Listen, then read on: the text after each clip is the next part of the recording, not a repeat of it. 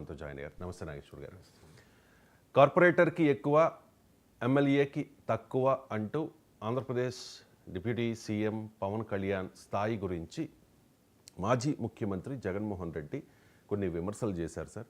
ఒకసారి ఆ విమర్శలు ఏంటో విందాం. ఆ మనిషి కార్పొరేటర్కి ఎక్కువ, ఎమ్మెల్యేకి తక్కువ. జీవితకాలంలో ఇప్పుడు ఎమ్మెల్యే ఒకసారి అయినాడయ్యా. ఆ మనిషి కార్పొరేటర్కి ఎక్కువ, ఎమ్మెల్యేకి తక్కువ. Right sir. జగన్మోహన్ రెడ్డి చేసిన ఈ విమర్శల మీద టీడీపీ అండ్ జనసేన శ్రేణులు రియాక్ట్ అవుతూ ఉన్నారు సార్.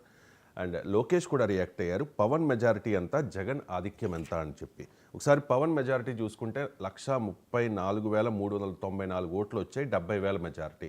జగన్మోహన్ రెడ్డికి వచ్చిన ఓట్లు 116,315, 61,000 మెజారిటీ. అండ్ ఇంకోటి కంపేర్ చేస్తూ ఉన్నారు, 11 స్థానాలు మాత్రమే వైఎస్ఆర్ కాంగ్రెస్ పార్టీకి వచ్చాయి, 21కి 21 స్థానాల్లో జనసేన పార్టీ గెలిచింది. పవన్ స్థాయిని ప్రశ్నించే నైతిక అర్హత మీకుంటుందా అనేది కూటమి నేతల ప్రశ్న సార్. జగన్మోహన్ రెడ్డి ఆ విధంగా మాట్లాడవచ్చా పవన్ స్థాయి గురించి? పవన్ కళ్యాణ్ స్థాయి నిర్ణయించేది జగన్మోహన్ రెడ్డి కాదు. పవన్ కళ్యాణ్ స్థాయిని నిర్ణయించింది ఆంధ్రప్రదేశ్ ప్రజలు. అందువల్ల ప్రజా తీర్పు, ప్రజా కోర్టులో తేలాల్సిన స్థాయిని రాజకీయ ప్రత్యర్థులు నిర్ణయిస్తారా? ఇప్పుడు జగన్మోహన్ రెడ్డిని 11 సీట్లకు తగ్గించింది ప్రజలే, 21 సీట్ల పవన్ కళ్యాణ్కి ఇచ్చింది ప్రజలే. ఓడిపోయాక కూడా ఈ రాజకీయ అహంభావాన్ని ప్రదర్శిస్తే ప్రజలు యాక్సెప్ట్ చేయరు. ఎందుకంటే at least you should have humility in defeat. Success సాధించినప్పుడు సహజంగా ఎక్కడో చోట మనుషులకు ఎవరికైనా మనకు కొంత అహంభావం ఉంటుంది, మన విజయ గర్వంతో అంటారు కదా. సో కానీ ఓటమి సమయంలో ఈ మాటలు అసలే ఇంకా అప్రిషియేట్ చేయరు.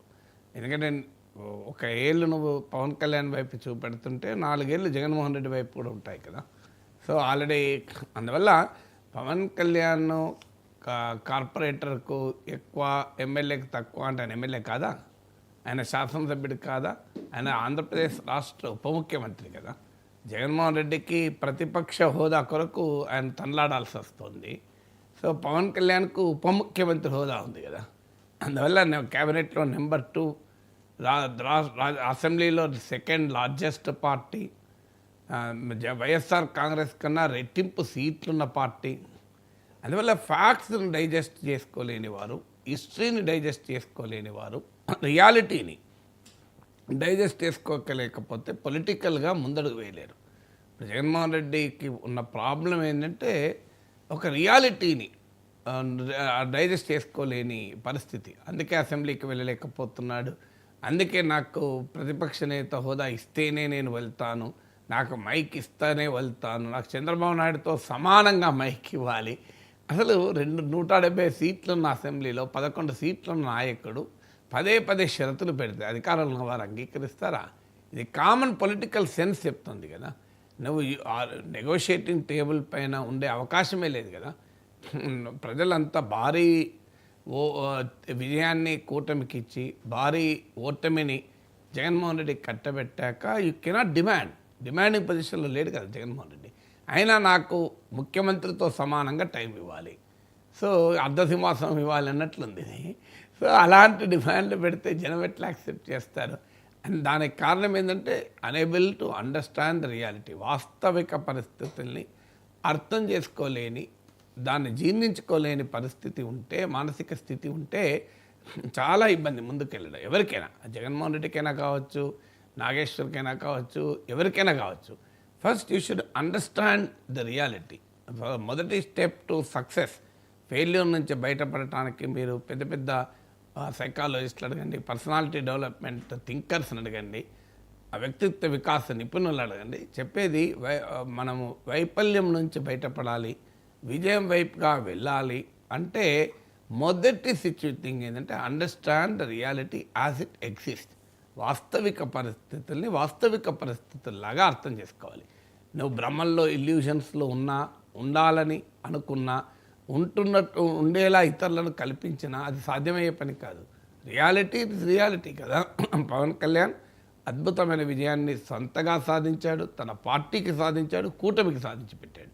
సో పవన్ కళ్యాణ్ ప్రత్యేకత ఏంటంటే 3 విజయాలు సాధించాడు. ఒకటి, తాను గతంలో భీమవరం నుంచి, గాజువాక నుంచి పర్సనల్గా ఓడిపోయిన పవన్ కళ్యాణ్ సొంతగా భారీ మెజార్టీతో పిఠాపురంలో గెలిచాడు. ఇది ఫస్ట్, ఇది ఓన్ విక్టరీ యాజ్ ఎమ్మెల్యే.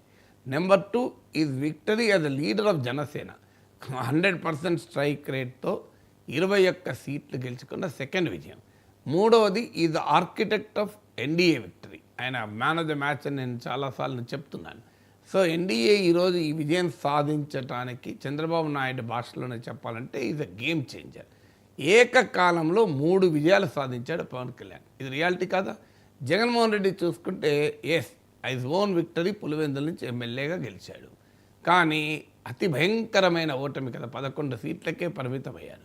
ఇదేమి శాశ్వతమో నేనేమి తీర్మానాలు చేయడం లేదు. ఆయన 40% ఓటింగ్ వచ్చిందని కాదనలేను. కానీ రియాలిటీ ఏంది, యాజ్ ఆఫ్ టుడే అసలు జగన్మోహన్ రెడ్డి కూడా ఊహించని, అసలు ఎవరు అంచనా వేయని 11 సీట్లకు పరిమితమయ్యాడు. తన పార్టీ వైఫల్యానికి, తన ప్రభుత్వ పతనానికి జగన్మోహన్ రెడ్డి నాయకత్వం వహించారు. అలాంటప్పుడు పవన్ కళ్యాణ్ అనే అవకాశం కానీ హక్కు కానీ జగన్మోహన్ రెడ్డికి ఉంటుందా? హక్కు రాజకీయ ప్రత్యర్థుల్ని అనే హక్కులు ఎవరికైనా ఉండవచ్చు. కానీ what is moral, ethical and moral standard to question A remarkable victory కదా పవన్ కళ్యాణ్, మామూలు విక్టరీ కాదు. తర్వాత అసలు పవన్ కళ్యాణ్ ఈ 3 విజయాల వెనక పవన్ కళ్యాణ్ అనుసరించిన వ్యూహానికి కూడా విజయం వచ్చింది. ఆ వ్యూహం ఏంటి? వైసీపీ వ్యతిరేక ఓటు చీలకూడదు. అందువల్ల వ్యూహకర్తగా కూడా పవన్ కళ్యాణ్ విజయం సాధించాడు. రెండవది, భారతీయ జనతా పార్టీ టీడీపీతో కలవనప్పుడు ఆ ఎన్డీఏ ఏర్పాటుకు కూడా ఆయన ఆర్కిటెక్ట్.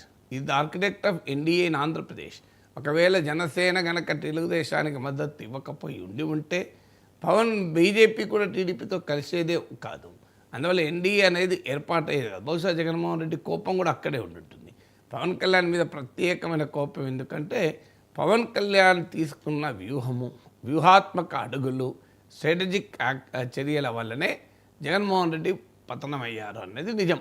సో ఆ వాస్తవం బహుశా ఆయనను వెంటాడుతూ ఉంటుంది. ఎందుకంటే ఈ పవన్ కళ్యాణ్ కనుక రంగప్రవేశం చేసి బీజేపీని టీడీపీని కలపకపోతే, వైసీపీ వ్యతిరేక ఓటు చీలకపోతే ఖచ్చితంగా జగన్మోహన్ రెడ్డి మళ్ళీ సీఎం అయ్యేవారేమో అనే ఆ నమ్మకం ఆయనలో ఉంది. ఏమయ్యేది ఎవరమో చెప్పలేం. కానీ బట్ అరిథమెటిక్ చూస్తే ఒకవేళ టీడీపీ వేరుగా పోటీ చేసి జనసేన బీజేపీ విడిగా పోటీ చేసి ఉంటే ఇప్పుడు వైసీపీకి టీడీపీకి కొన్ని గ్యాప్ అనేది ఇష్యూ ఉండేది కాదు. ఎందుకంటే పక్కనే ఉన్న తెలంగాణలో 40% సీట్లు వచ్చిన కాంగ్రెస్ పార్టీ ప్రత్యర్థి శిబిరం చీలడం వల్ల బీఆర్ఎస్ బీజేపీగా మీకు 40% కాంగ్రెస్కి వచ్చింది.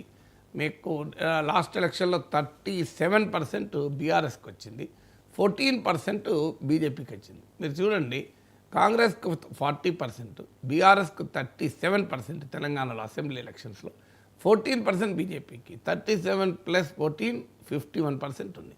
కాంగ్రెస్ ప్రత్యర్థి శిబిరానికి 51% ఉంది, కాంగ్రెస్కు 40% ఉంది. కానీ కాంగ్రెస్ పార్టీ అధికారంలోకి వచ్చింది. దీన్ని ఆంధ్రప్రదేశ్లో పోలిస్తే 40% మీకు వైసీపీకి ఉంది, అబౌవ్ 50% కూటమికి ఉంది. ఆ కూటమి కూడా